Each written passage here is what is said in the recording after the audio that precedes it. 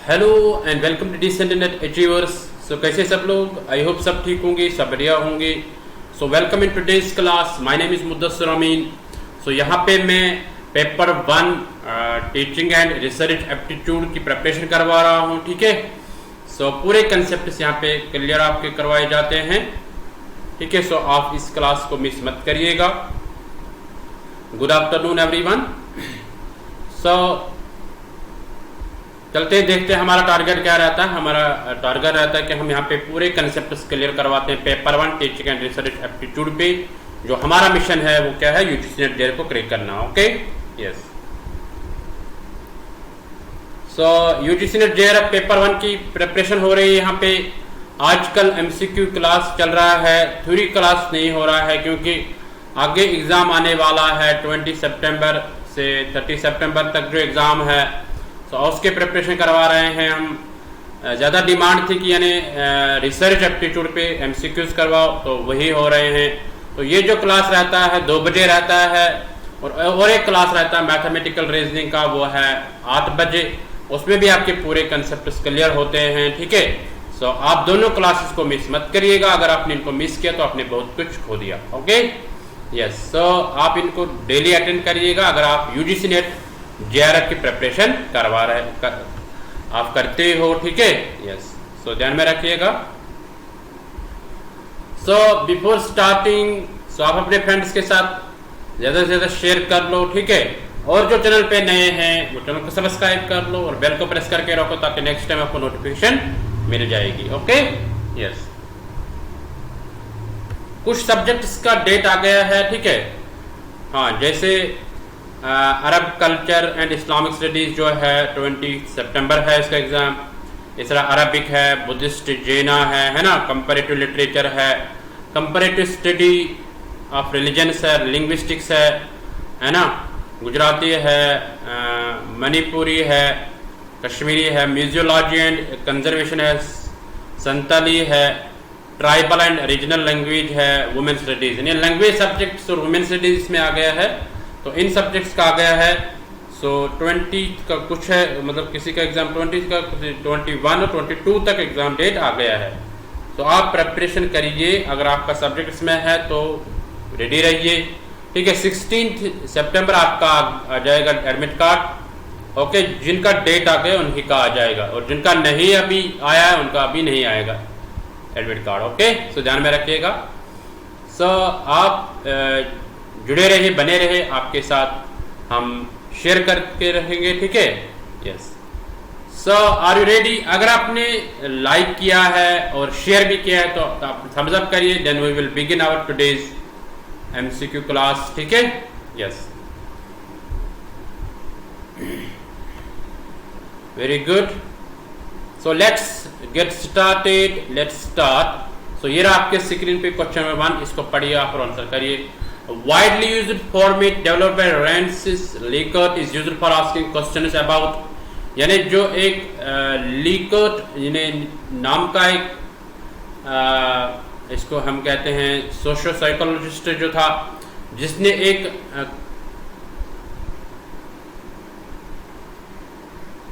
मतलब एक स्केल बना ली है, ठीक है। तो वो स्केल किसके रिलेटेड थी, ठीक है। तो क्या एटीट्यूड के रिलेटेड थी, क्या पर्सनालिटी के रिलेटेड थी, क्या मॉरल के रिलेटेड, क्या या इनमें से कोई नहीं। आपके पास टाइम है, आप आंसर करिए। उसके बाद हम दिखाते हैं इसका आंसर क्या आएगा।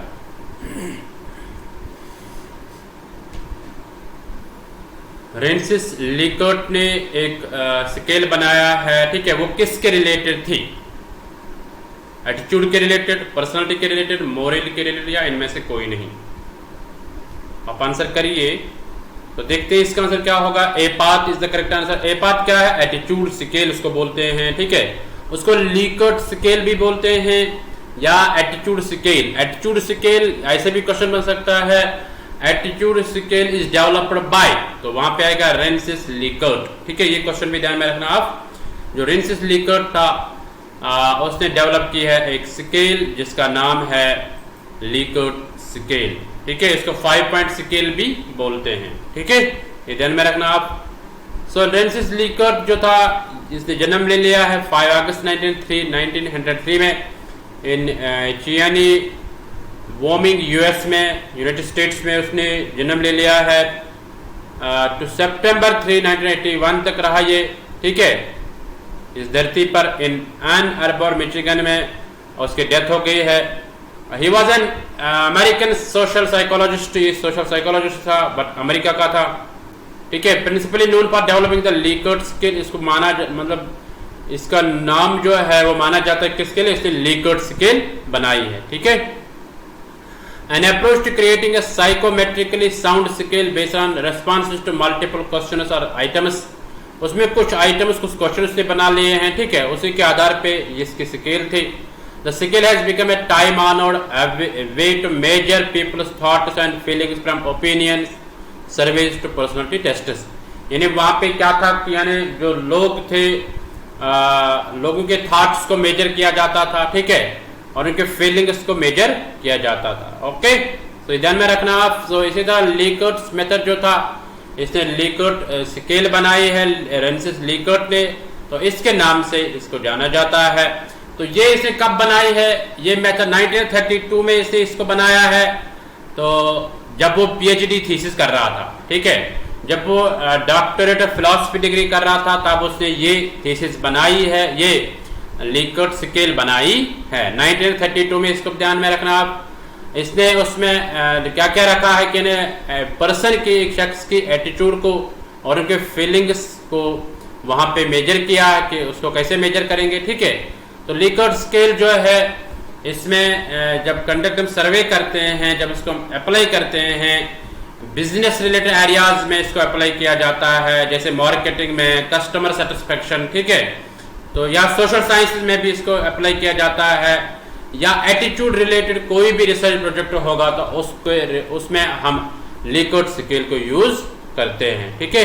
सो लीकर्ट स्केल जो है, इसमें कुछ स्कोर्स है, मतलब जब रिस्पॉन्स आ जाते हैं तो स्कोर्स होते हैं, जैसे 1, 2, 3, 4, 5 ऐसे, और उन आइटम्स का अलग अलग स्कोर माना जाता है, तो फिर उसके बाद उसको मेजर किया जाता है। सो वो जो इंडिविजुअल आइटम स्कोर्स है उनको कंबाइन किया जाता है, फिर उसके बाद उसको मेजर किया जाता है कि क्या स्कोर आ गया है, ठीक है, according to specific psychometric methods के। फॉर एग्जांपल अगर किसी का स्कोर 5 to 10 रहा होगा तो उसमें क्या कैसा एटीट्यूड है, किसी का 20 to 30 रहा होगा तो उसका कैसा एटीट्यूड है, किसी का 40 to 50 है स्कोर तो उसका एटीट्यूड कैसा है, ठीक है। ऐसे ऐसे मतलब मतलब कितना उसने रखा होगा उसमें, तो वो बताता है उसकी स्केल, ठीक है। ये रिसर्च में यूज होती है, ठीक है। So I hope you got it. So ये इसका हिंदी है, इसको भी आप स्क्रीनशॉट ले सकते हैं। उसके बाद हम चलते हैं नेक्स्ट क्वेश्चन पे। तो चलते हैं क्वेश्चन नंबर 2 पे, इसको पढ़िए आप और आंसर करिए। ऑब्जेक्टिविटी रिसर्च इंप्लाइज, जो ऑब्जेक्टिविटी है रिसर्च में जो होती है तो उसका क्या मतलब होता है, exact judgement of truth, findings consistent with reality, inter researcher agreement, D methodological sophistication. आप सब आंसर करिए, आपका आंसर आना चाहिए। Very good. थोड़ा सा टाइम ले लेंगे, ज्यादा टाइम नहीं ले लेंगे इसमें। जो चैनल पे नए हैं वो चैनल को सब्सक्राइब करिए, ठीक है, और बेल को प्रेस करके रखिए ताकि नेक्स्ट टाइम आपको क्लास की नोटिफिकेशन मिल जाएगी। तो देखते हैं इसका आंसर क्या होगा। B part is the correct answer, findings consistent with reality. Objectivity का मतलब क्या है कि जो हम फाइंडिंग्स लाते हैं किसी रिसर्च स्टडी में, किसी ने कोई रिसर्च स्टडी की, ठीक है, उसमें जो फाइंडिंग्स होती है वो कंसिस्टेंट होनी चाहिए रियलिटी के साथ, यानी रियलिटी, अल्टीमेट रियलिटी उसमें होनी चाहिए, यानी उसमें एक ट्रुथ होना चाहिए, ठीक है। तो दैट इज ऑब्जेक्टिविटी। ओके, सो ये ध्यान में रखना आप। ऑब्जेक्टिविटी क्या होता है कि यानी ट्रुथ जब हमें मतलब नजर आ जाएगा, ठीक है, ये ध्यान में रखना। तो चलते इसमें देखते हैं। It is pure sense the idea of objectivity assumes that a truth or independent reality exists outside of an investigation or observation। यानी जब जो हमने रिसर्च स्टडी की, जो हमने रिसर्च किया है उसके आधारित पे या कोई ऑब्जर्वेशन हमने की है, तो हम एक ट्रुथ पे पहुंचते हैं, हम एक रियलिटी पे पहुंचते हैं, ठीक है, कि रियलिटी है क्या। So that is objectivity. So researchers task in this model is to uncover this reality. जो रिसर्चर का काम होता है वो इस रियलिटी को निकाल के लाता है without contaminating it in any way, यानी उसमें कोई कलर डालने के बजाय मतलब बगैर ही वो उस रियलिटी को निकाल के लाता या ट्रुथ को निकाल के लाता है। सो ध्यान में रखना आप। तो चलते क्वेश्चन नंबर 3 पे, इसको पढ़िए और आंसर करिए आप। The extent to which an instrument measures a characteristic that can not be directly observed but is assumed to exist is, यानी जो हम डायरेक्टली ऑब्जर्व नहीं करते हैं, ठीक है, बट वो प्रेजेंट होता है, एग्जिस्ट होता है, तो उसको क्या बोलते हैं? ए है फेस वैलिडिटी, बी है कंस्ट्रक्टिव वैलिडिटी, सी है क्राइटेरियन वैलिडिटी, डी है कंटेंट वैलिडिटी। आपके पास टाइम है, आप आंसर करिए।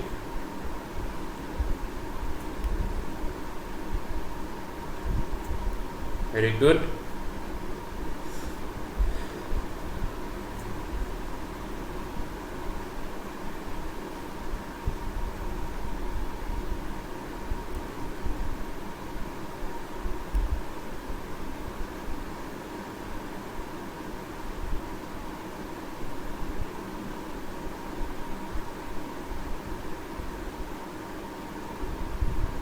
तो देखते हैं इसका आंसर क्या होगा। B part is the correct answer, constructive validity. यानी the extent to which an instrument measures characteristic, यानी एक जैसे किसी मतलब मेजरमेंट स्केल जो होती है, ठीक है, उसमें जब हम कैरेक्टरिस्टिक को ही देखते हैं, यानी जो हम मेजर करते हैं, ठीक है, बट उसको हम ऑब्जर्व नहीं करते हैं, उसको हम डायरेक्टली ऑब्जर्व नहीं करते हैं, उसमें उस स्केल में या उस टूल में उसको ऑब्जर्व नहीं करते हैं। यानी जो हम टूल यूज करते हैं ना रिसर्च डेटा कलेक्ट करने के लिए, तो उसमें वो देखा नहीं जाता है, बट उसको हम एज्यूम करते हैं, वो एग्जिस्ट होता है उसमें। So that is constructive validity. Okay, so I hope you got it. चलते क्वेश्चन 4 पे, इसको पढ़िए और आंसर करिए। Field study related to, field study किसके रिलेटेड है? A real life situations, B experimental situations, C laboratory situations, D none of the above. आप answer करिए, आपका आंसर आना चाहिए। Very good.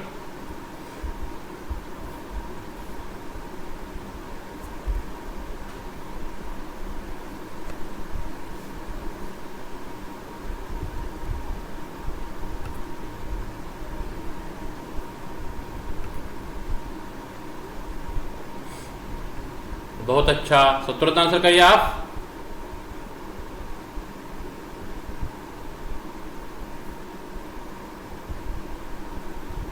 तो इसका आंसर देखते हैं। A part is real life situations. Field study जो होती है ये रियल लाइफ सिचुएशंस में होती है, ठीक है, यानी रियल लाइफ एक्सपीरियंसेस के बेस पे होती है, ये ध्यान में रखना, फील्ड स्टडी जो भी होती है।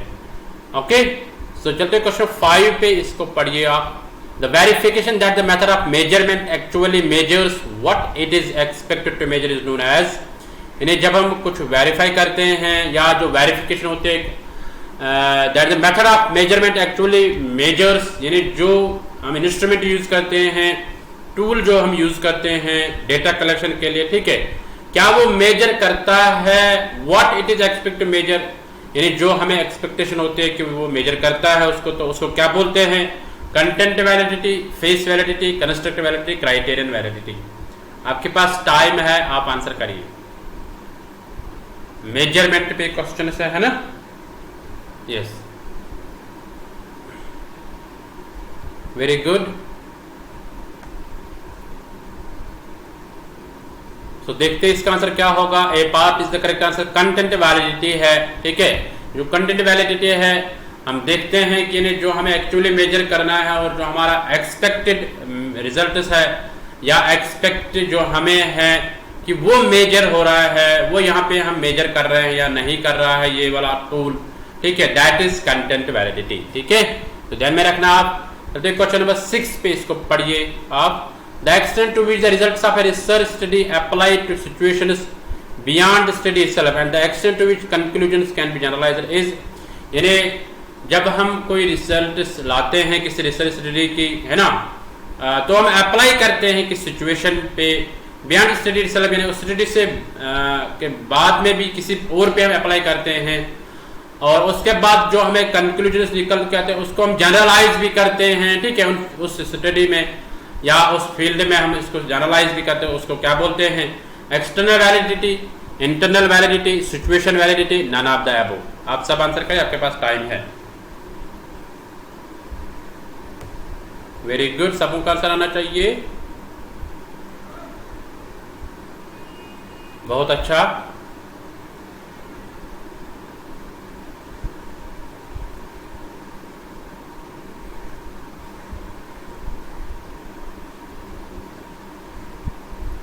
तो देखते हैं इसका आंसर क्या होगा। A part is the correct answer. A part क्या, एक्सटर्नल वैलिडिटी जिसको बोलते हैं, यानी हम बियॉन्ड स्टडी, जो हमारी स्टडी होती है, जो हमारा फील्ड है, उसके अलावा किसी और पे भी हम अप्लाई करते हैं, सो that is external validity. External का मतलब ही है दूसरी जगह, ठीक है, ये ध्यान में रखना, आप थोड़ा माइंड में इसको आप मिक्स करिए, ठीक है, ये ध्यान में रखना। तो चलते हैं क्वेश्चन नंबर 7 पे, इसको पढ़ते हैं।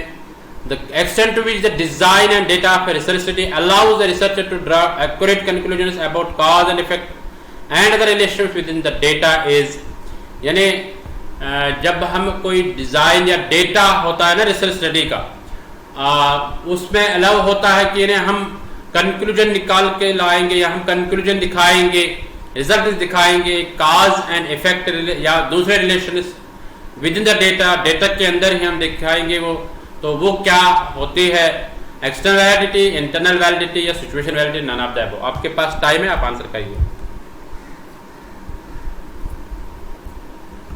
Very good.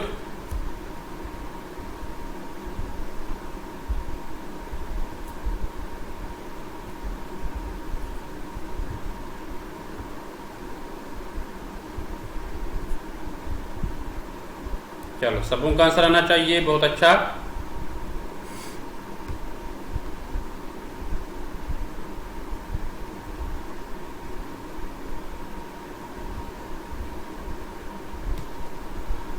तो देखते हैं इसका आंसर क्या होगा। B part is the correct answer. B part का इंटरनल वैलिडिटी, यानी विद इन द डेटा जब हम एक कॉज एंड इफेक्ट रिलेशनशिप देखेंगे या हमारे जो कंक्लूजन है उसको हम अप्लाई करेंगे विद इन द डेटा, तो that is called internal validity. External means कि out of the study, out of the field जब हम अप्लाई करेंगे, so that is external validity. Internal validity को जो विद इन द स्टडी हम use करेंगे, यानी कॉज एंड इफेक्ट देखेंगे within the study, study के अंदर ही, तो that is called internal validity. Okay, चलते क्वेश्चन नंबर 8 पे, इसको पढ़िए। The validity and reliability of a research will be at stake when, यानी वैलिडिटी और रिलायबिलिटी हम देखते हैं रिसर्च में कब। The incident was reported after a long period of time from its occurrence, यानी बहुत देर के बाद जब इंसिडेंट हुआ होता है, ठीक है। इस तरह the author who is a source of information biased and incompetent, जो ऑथर होता है वो इनकम्पिटेंट होता है या जो उसका मतलब उस इंफॉर्मेशन का जो सोर्स होता है तो वो बायस्ड होता है, ठीक है, वो सब्जेक्टिविटी दिखाता है उसमें। The researcher is not competent, researcher competent नहीं होता है enough to draw logical conclusions, ताकि वो लॉजिकल कंक्लूजन्स को मतलब ड्रॉ करे, ठीक है, हाँ, यानी कंक्लूजन वो दिखाएगा। ऑल द अबव सारे इसके आंसर आ जाएंगे। आप देखो आंसर कौन है। सो आपके पास टाइम है, आप आंसर करिए।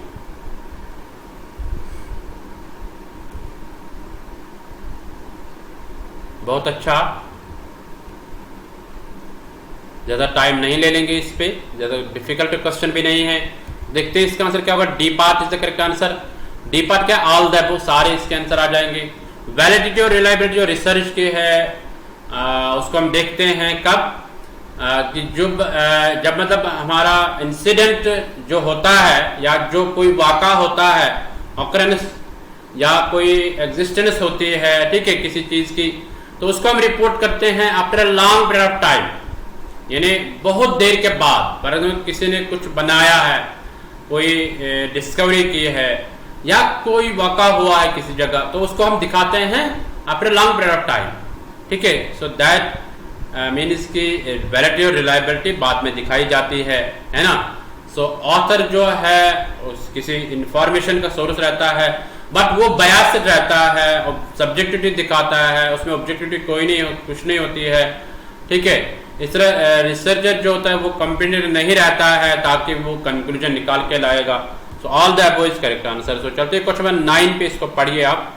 The term used to describe when a research measures the variable और dimension it is supposed to measure is, यानी एक टर्म जो यूज होती है to describe when a research measures the variable, जब एक रिसर्च मेजर करता है एक वेरिएबल को या एक डायमेंशन को, it is supposed to measure is, तो ये क्या मेजर करता है। यहाँ पे ए है वैलिडिटी, बी है रिलायबिलिटी, सी है डिपेंडेबिलिटी, सी डी है सूटेबिलिटी। आप सब आंसर करिए, वेरी गुड।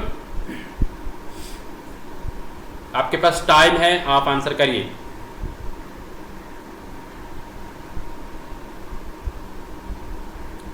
यानी जब हम एक टर्म है जो डिस्क्राइब करता है रिसर्च को, जिसमें हम मेजर करते हैं एक वेरिएबल को या किसी डायमेंशन को हम मेजर करते हैं, तो वहां पे हमें क्या सपोज मिलता है, किसको मेजर किया जाता है। तो देखते हैं इसका आंसर क्या होगा। A part is the correct answer, तो वैलिडिटी मेजर किया जाता है, ठीक है। हाँ, ये ध्यान में रखना। तो चलते हैं क्वेश्चन नंबर 10 पे, इसको पढ़िए। जो the following is not a characteristic of research. Research का यहाँ पे कैरेक्टरिस्टिक कौन सा नहीं है, ठीक है। Research is systematic, research is not a process, research is problem oriented, research is not passive. यहाँ पे आपको बताना है कैरेक्टरिस्टिक कौन सा नहीं है रिसर्च का। चलो सब आंसर करिए, वेरी गुड।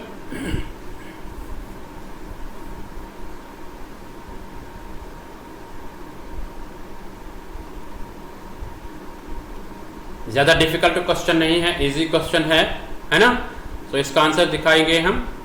सो ये रहा आपके स्क्रीन पे, इसका answer B part. B part क्या, research is not a process.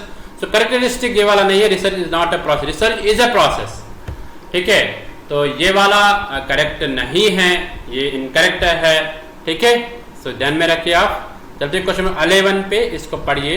Which of the following terms is closely related to generalization of outcome of research. यानी यहाँ पे कौन से ऐसे टर्म है जो किसके साथ रिलेटेड है कि रिसर्च के आउटकम जो दिखाता है, जनरलाइज करता है आउटकम को, तो वो कौन सा। A external validity, B inference, C both A and B, D none of the above.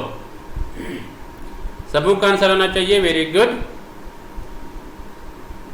ऐसी कौन सी टर्म है जो किसके साथ रिलेटेड है, generalization of outcome of research, यानी जो आउटकम आ जाता है रिसर्च उसको जनरलाइज करता है, ठीक है। ऐसी कौन सी टर्म है वो आपको बताना है, very good.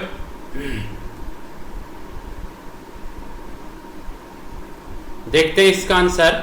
So C part is the correct answer. Both A and B external validity और इन्फ्रेंस, दोनों इन्फ्रेंस बी और एक्सटर्नल वैलिडिटी बी दोनों रिलेटेड है किसके साथ, जब हम किसी आउटकम को या किसी रिजल्ट को जनरलाइज करते हैं, ठीक है। हाँ, तो चलते हैं क्वेश्चन नंबर 12 पे। Research instrument giving inconsistent results has, यानी एक रिसर्च इंस्ट्रूमेंट, एक रिसर्च टूल जो रिजल्ट मतलब अच्छे नहीं देता है, तो उसमें क्या होते हैं, लो वैलिडिटी होती है, क्या हाई वैलिडिटी होती है, या लो रिलायबिलिटी या हाई वैलिडिटी, हाई रिलायबिलिटी, ठीक है। आप आंसर करिए, आपके पास टाइम है। चलो, बहुत अच्छा।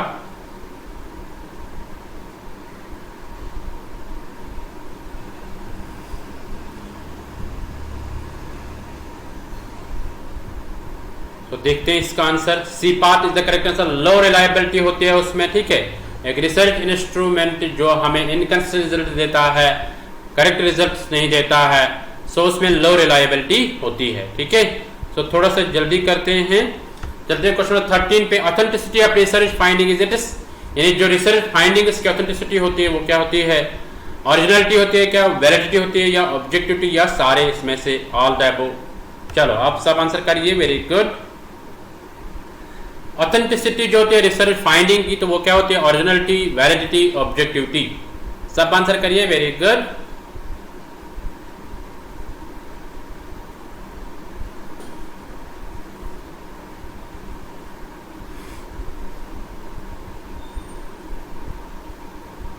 सो देखते हैं इसका आंसर क्या होगा। D part is the correct answer, all the above is the correct answer, ठीक है। तो ये ध्यान में रखना आप, ओरिजिनलिटी, वैलिडिटी, ऑब्जेक्टिविटी, ठीक है, ये सारे इसके करेक्ट आंसर है। चलते क्वेश्चन 14 पे, इसको पढ़िए। How can the objectivity of research be enhanced. Objectivity जो रिसर्च की है उसको कैसे बढ़ा सकते हैं, ठीक है। हाँ, थ्रू इट इज इम्पार्शलिटी, हमें इम्पार्शल नहीं रहना है, ठीक है। हाँ, through it is reliability, reliability के जरिए, या वैलिडिटी के जरिए, या सारे इसके आंसर आ जाएंगे। आपको बताना है आंसर क्या आएगा, आप आंसर करेंगे। How can the objectivity of research be enhanced. Objectivity का जो रिसर्च के उसको एनहांस कैसे कर पाएंगे हम।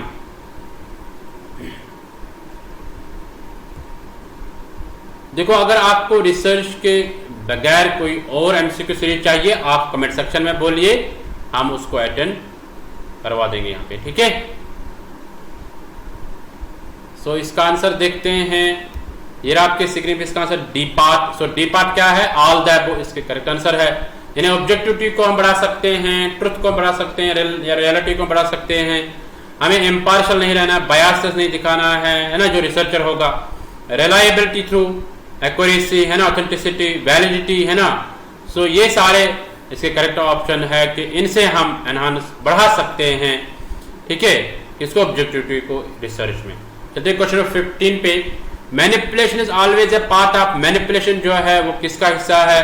Historical research, fundamental research, descriptive research, experimental research. आप सब आंसर करिए। मैनिपुलेशन जो है ये किसका पार्ट है, ये आपको बताना है। Very good.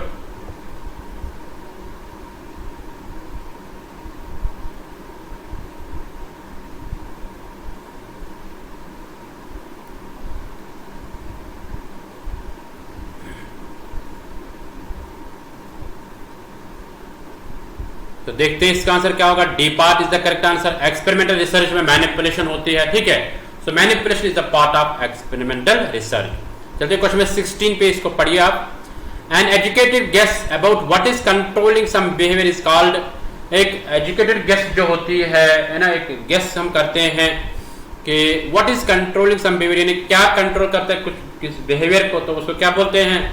Experimental control, hypothesis, an experimental variable, A theory. Very good, सब आंसर करिए। एक गेस हम करते हैं कि यानी क्या कंट्रोल करता है एक बिहेवियर को, तो उसको क्या बोलते हैं, ठीक है। जिन्होंने वीडियो को लाइक नहीं किया है आप लाइक करिए, ठीक है। यस,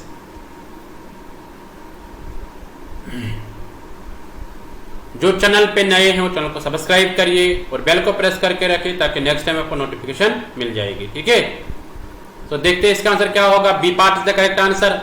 हाइपोथेसिस को बोलते हैं एजुकेटेड गेस या टैलेंटेड गेस जिसको बोलते हैं कि क्या कंट्रोल करता है किसी बिहेवियर को, ठीक है, तो दैट इज कॉल्ड हाइपोथेसिस। चलते क्वेश्चन नंबर 17 पे, इसको पढ़िए। It is best to use the method of working multiple hypothesis, यानी ये बेस्ट मेथड है किसका? वर्किंग मल्टीपल हाइपोथेसिस, यानी बहुत सारे हाइपोथेसिस हम यूज करते हैं, ठीक है।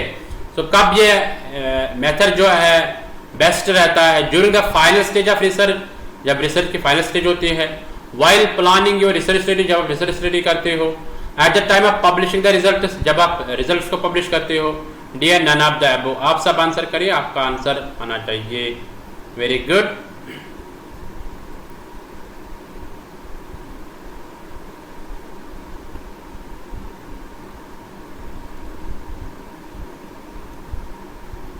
सो देखते हैं इसका आंसर क्या है।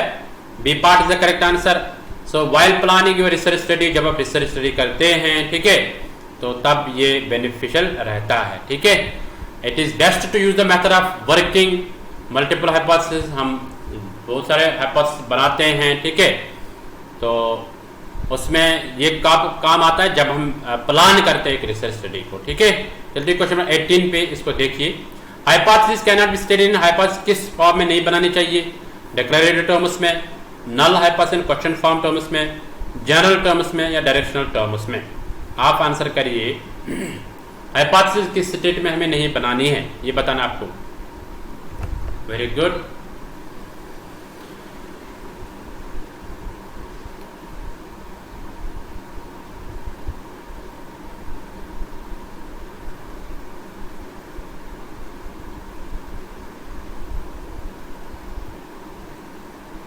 तो देखते हैं इसका आंसर क्या होगा। C part is the correct answer. General terms में हाइपोथेसिस को हम जनरल टर्म्स में नहीं बना सकते हैं, ओके, ये ध्यान में रखना। आप डिक्लेरेटिव टर्म्स में भी बना सकते हैं, नल हाइपोथेसिस क्वेश्चन फॉर्म में भी बना सकते हैं, डायरेक्शनल टर्म्स में भी बना सकते हैं, है ना। जनरल टर्म्स में नहीं बना सकते। डायरेक्शनल टर्म्स का मतलब है कि हम दिखाते हैं उसमें there is more relationship, there is less relationship, है ना, तो लेस मोर ये है डायरेक्शन, ओके, ये ध्यान में रखना। सो चलते क्वेश्चन नंबर 19 पे, इसको पढ़िए। What type of research would be least likely to include a research hypothesis, यानी किसमें हम कम रिसर्च हाइपोथेसिस को यूज करते हैं? इंटरवेंशन रिसर्च, एसोसिएशनल रिसर्च, से डिस्क्रिप्टिव रिसर्च, है नन ऑफ द अबव। आप आंसर करिए।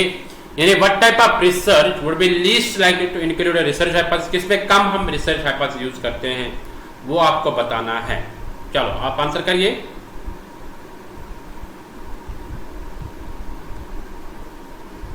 ज्यादा टाइम नहीं ले लेंगे।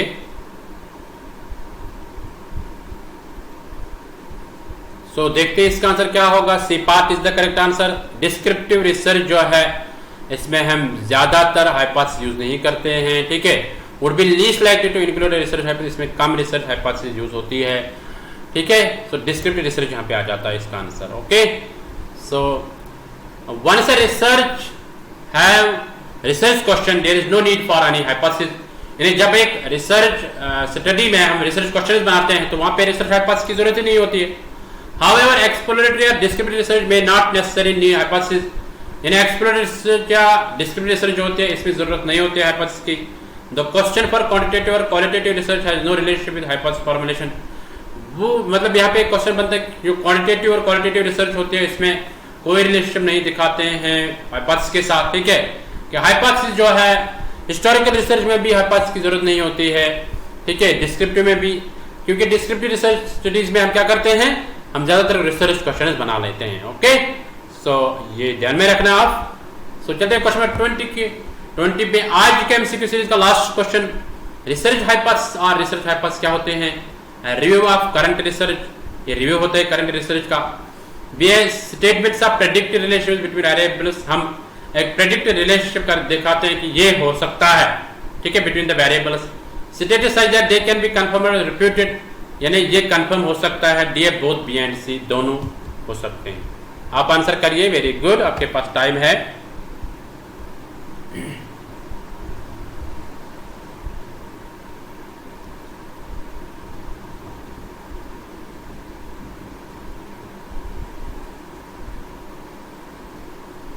देखते हैं इसका आंसर क्या होगा। D part is the correct answer. Both B and C दोनों इसके करेक्ट आंसर है। बी एंड सी, ए नहीं आएगा। Review of current research, review नहीं आएगा, ठीक है। Statement of predicted relationship between variables, हम इसमें क्या करते हैं, रिलेशनशिप दिखाते हैं वेरिएबल्स के बीच में। प्रेडिक्ट यानी जो हम गेस करते हैं, या हम क्या करते हैं, हम दिखाते हैं कि ये कंफर्म हो सकता है, ये रिजल्ट आ सकता है, ठीक है। हाँ, B and C is the correct answer. Research hypothesis जो है ये गेस होता है, हम बोलते हैं कि ये हो सकता है, फिर लास्ट में भी पता चलता है कि क्या होता है, ठीक है, क्या ये सही है या नहीं। Okay, so I hope you got it. ये थे आज के top 20 MCQ. Thank you everyone. अगर आपको कोई क्वेश्चन है, कोई डाउट है, आप कमेंट सेक्शन में भी लिख सकते हैं। आप इन व्हाट्सएप नंबर पे कांटेक्ट कर सकते हैं। अगर आपको पीडीएफ चाहिए तो इन व्हाट्सएप नंबर पे आप मैसेज करिए, तो आपको हम ऐड कर सकते हैं व्हाट्सएप ग्रुप पे, वहां से आप पीडीएफ ले सकते हैं। आप अपना फीडबैक दे दीजिए कमेंट सेक्शन में कि कैसा रहा आज का एमसीक्यू सीरीज। आपका फीडबैक जो है वो वैल्यूएबल है। अगर आपका कोई क्वेश्चन है, कोई प्रश्न है, आप उसको लिखिए, ठीक है, हाँ, कमेंट सेक्शन में, उसको हम अटेंड कर लेंगे। Thank you everyone. मिलते हैं नेक्स्ट एमसीक्यू सीरीज में, तब तक के लिए tata, bye bye, take care. Thank you.